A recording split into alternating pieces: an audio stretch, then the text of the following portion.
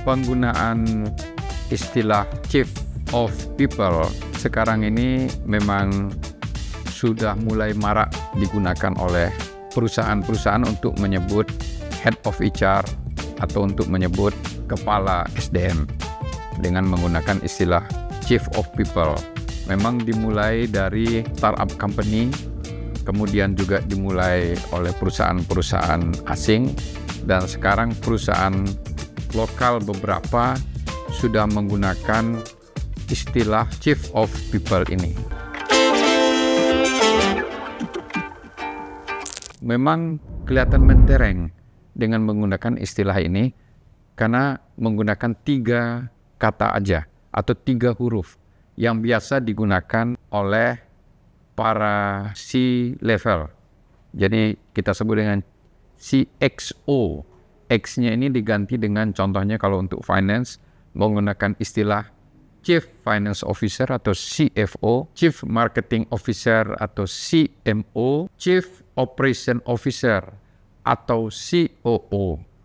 Nah, yang baru ini orang-orang HR menggunakan istilah dengan menyebut dirinya sebagai Chief People Officer atau CPO.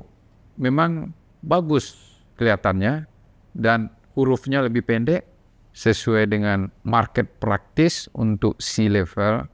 Tetapi sebenarnya ada masalah kalau kita menggunakan istilah Chief of People Officer ini menggantikan Head of HR, menggantikan Head of Human Capital contohnya.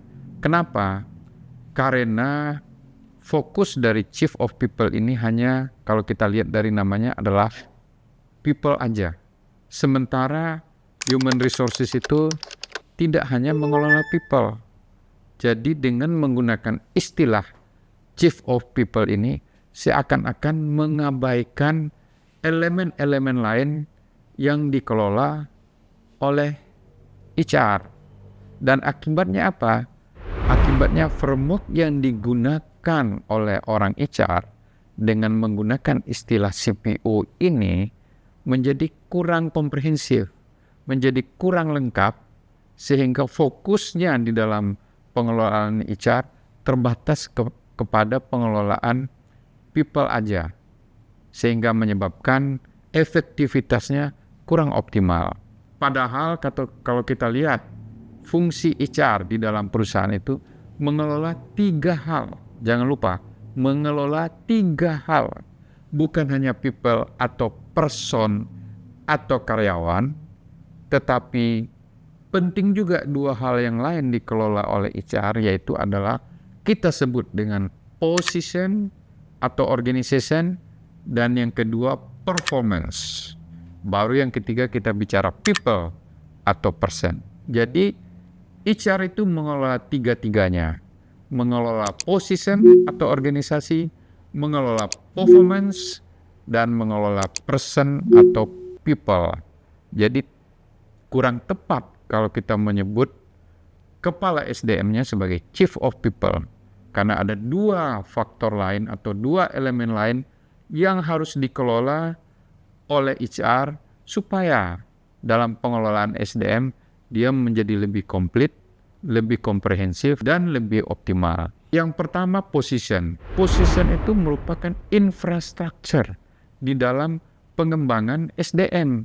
Kita nggak bisa membicarakan mengenai training, kita nggak bisa membicarakan pengembangan karyawan kalau kita tidak meluruskan dulu posisi di dalam suatu perusahaan. Posisi ini adalah boxesnya, dimulai dari organisasinya bagaimana strukturnya, lalu masing-masing struktur organisasi ini ataupun posisi itu dijelaskan fungsinya, clear pekerjaannya, kemudian dilakukan analisa jabatan terhadap posisi itu, lalu dilakukan evaluasi jabatan terhadap posisi itu untuk mendapatkan grading. Jadi itu satu yang pertama menjadi fondasi di dalam pengelolaan HR adalah kejelasan posisi atau kejelasan box, kejelasan kotak-kotak di dalam suatu perusahaan. Yang kedua yang dikelola oleh HR disebut dengan performance, yaitu kinerja karyawan harus dikelola dengan baik. Karena ujungnya kinerja karyawan yang baik akan menghasilkan kinerja perusahaan yang baik. Kinerja karyawan ini harus dikelola oleh HR dengan cara apa? Setelah masing-masing posisi clear pekerjaannya, clear role-nya, clear bobotnya, maka diberikan goals masing-masing.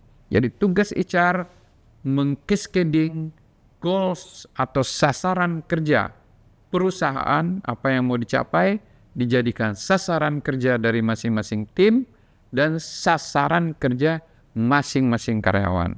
Setelah disetting goals-nya, HR harus memastikan bahwa dilakukan progress monitoring yang baik oleh line managers, dilakukan coaching dan mentoring supaya target yang ingin dicapai oleh masing-masing karyawan ini nanti benar-benar tercapai di akhir tahun sehingga bisa mengeksekusi rencana-rencana strategis dari perusahaan.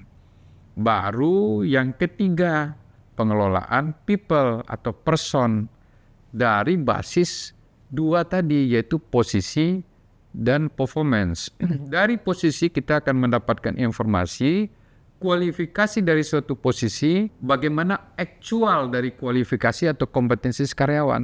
Kalau ada gap, oleh sebab itu karyawan itu harus dikembangkan. Kalau ada gap, karyawannya harus di-training, harus ada coaching, harus ada mentoring. Begitu juga dengan performance, kalau ada gap antara target yang tidak tercapai dengan kinerja dari karyawan, gapnya itu digunakan untuk mengembangkan karyawan, untuk memberikan training.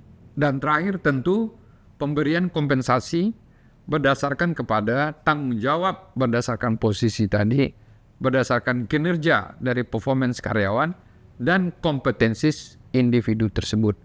Jadi kalau kita lihat, ujungnya dari pengelolaan SDM itu adalah pengelolaan karyawan, yaitu pengembangan karyawan kalau ada gap kompetensi, kalau ada gap performance. Tetapi basisnya itu adalah dari penentuan posisi yang clear dan setting goals di dalam performance management yang benar. Jadi 3 hal ini harus dikelola dengan baik supaya HR itu menjadi lebih efektif dalam rangka mencapai target-target perusahaan. Oleh sebab itu, HR itu bukan hanya mengelola people, dan oleh sebab itu istilah yang digunakan Chief of People sebenarnya kurang tepat karena tidak mengadres 2 fungsi HR yang lainnya.